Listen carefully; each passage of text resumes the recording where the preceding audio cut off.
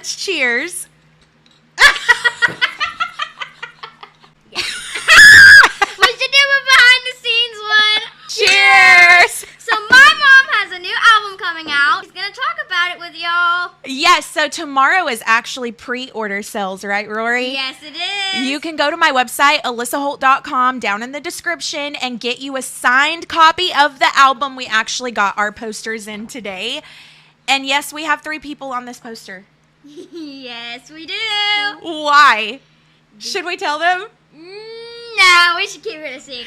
Okay, so we're going to keep it a secret, but you guys have to go pre-order this album tomorrow on the website, and you will get a signed copy ASAP. But we thought, why not jump on here tonight and drop a video all about the songs on the album, where they came from, and all of the things. And we do have another person in this house. Yes, but she's camera shy, so she didn't take the opportunity, so I did.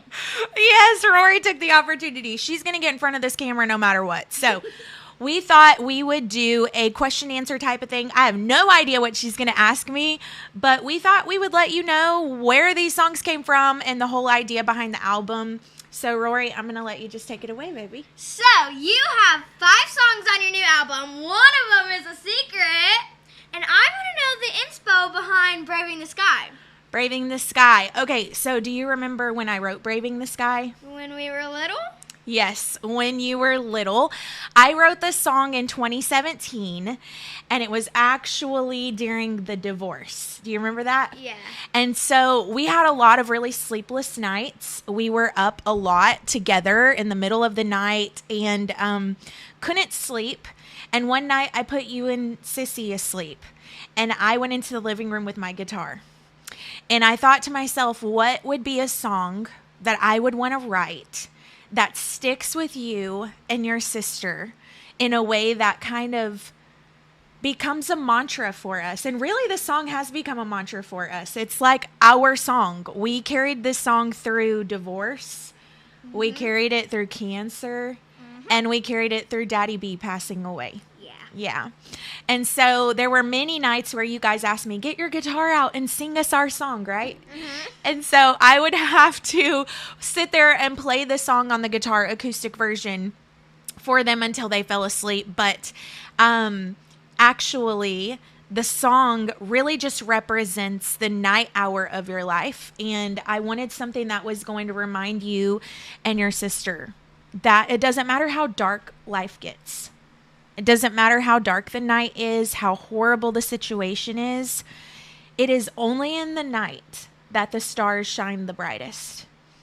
And we have so much purpose inside of us. God has created us with so much purpose that sometimes it takes dark seasons for that to be illuminated and for people to see the goodness of who God is in the middle of a really horrible situation. So the chorus says, you are braving the sky, singing your lullaby, shine bright in the night, it's in you I delight, and I'm placing you higher. Hey, guess what? I have an actual version of the song Braving the Sky on my phone.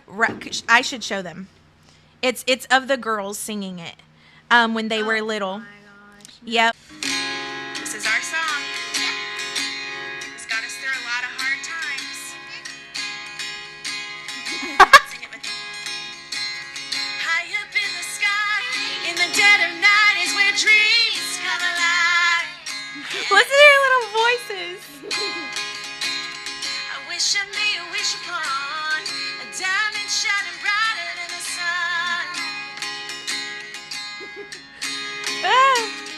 Lullabies are meant to sing, so child, close your eyes and go to sleep.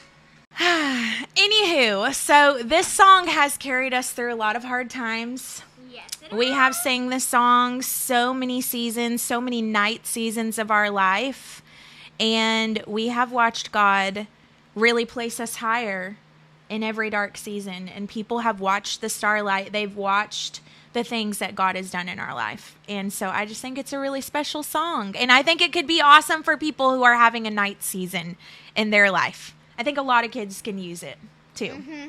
Okay. So next, I want to know the inspo behind peace. Peace. Okay, so peace was written when I was going through chemotherapy. So peace was such a moment of uncertainty. It was such a moment of dread. It was such a moment of just fear. I was afraid. Um, I actually wrote peace right after I lost my hair, and I had to shave all my hair off. You and Sissy and Daddy, and you guys shaved my head. And I remember one night I was just really needing a sense of peace, and I sat down with my guitar once again and just began to write this song that reminded me I might be in the middle of the storm, but I can dance in the middle of the storm knowing that my enemies will drown. Do you remember that story in the Bible where Moses led the Israelites across the Red Sea? The Red Sea split. Yes. And they went through the Red Sea. And as they were going through the Red Sea, when they all got across to the other side, the ocean came in on the enemies that were trying to chase them, and it drowned the enemies. And I said, you know what? That's how I feel about cancer right now. I may be in the middle of the storm, but I'm going to stand here and watch the enemy of disease drown because God is good. And peace is not a place, right? Peace is a person. Who is that person?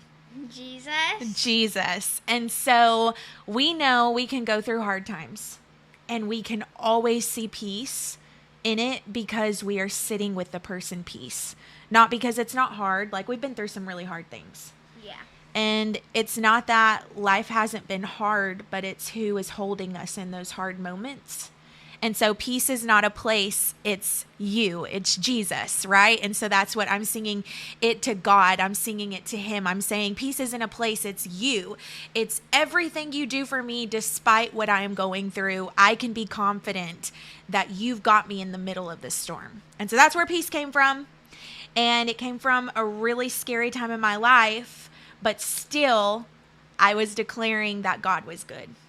Okay, so now I want to know the inspo behind Phoenix.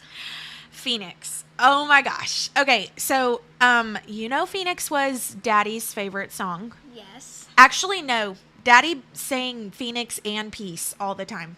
Well, but then Daddy also sang Blood. The Blood Has Won all the time. Yeah.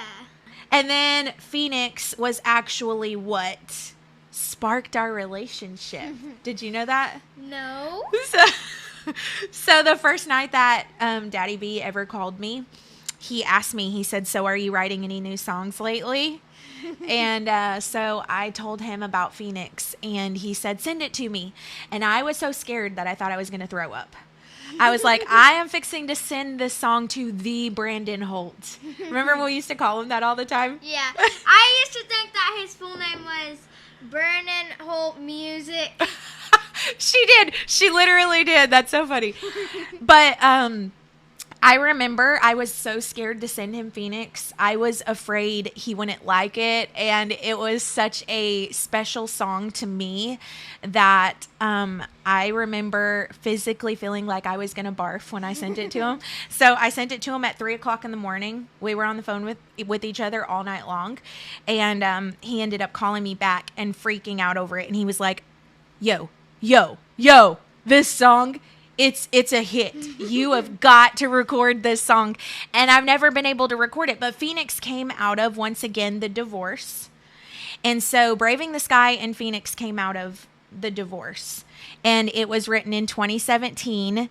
These songs have been in the vault for a really long time. And anyway, I wrote this song because I wanted something that represented the fact that I may be feeling like everything is burning around me and completely being ripped out from underneath me, but I can rise from the ashes with a new sound, with worship on my lips, and it may sound totally different than what it ever sounded before. And I think that's super important because worship oftentimes sounds different in different areas of your life. Like my worship right now sounds different than my worship when you were little, right? Yeah.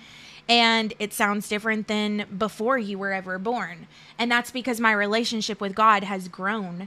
So every time something comes to burn me down, I'm going to rise up with a new sound of worship in my mouth, and because it's a new experience. And that's where Phoenix kind of developed. And then, Phoenix represents something so totally different now because we've been through so much more in life.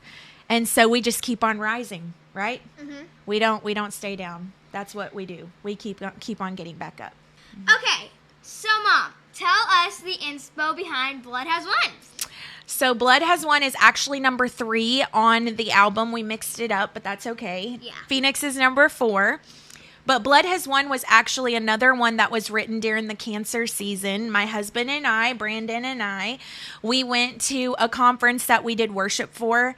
And I was actually in the bathroom getting ready for service that night. And it just hit me. The lyrics to the chorus hit me. You were struck so I could speak. It is done. Rang from a tree. The blood has won. I've overcome. And it just hit me, and I was just singing it in the bathroom doing my hair, and I was like, you know what? I love this so much. And I went out into the bedroom and I sang it to Daddy B, and he was like, oh my gosh, we have got to write the music to this, and we never got a chance to. And so I finished it towards the end of his life, and he was like, you're putting this on your album. And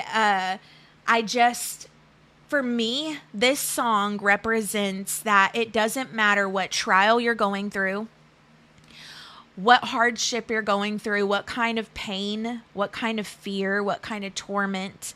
The blood of Jesus always wins every battle of our life. It wins every battle. And I can know that I win. What's our saying that we've always said? He won. I won because he won. Yes. I win because Jesus won. And so this song really represents our family saying that Jesus won, so I win. And I just hope that you can declare it over your season, whatever bad thing may be going on, knowing that because Christ already won, you win.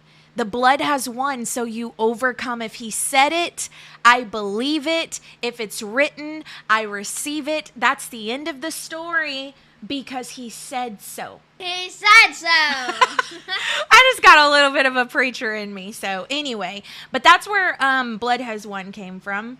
And that was another season of cancer. And it was me really declaring that I won this battle even without knowing how it was going to end up, because I wrote this song actually after my first round of cancer. I didn't even know that I was going to be going into a double mastectomy.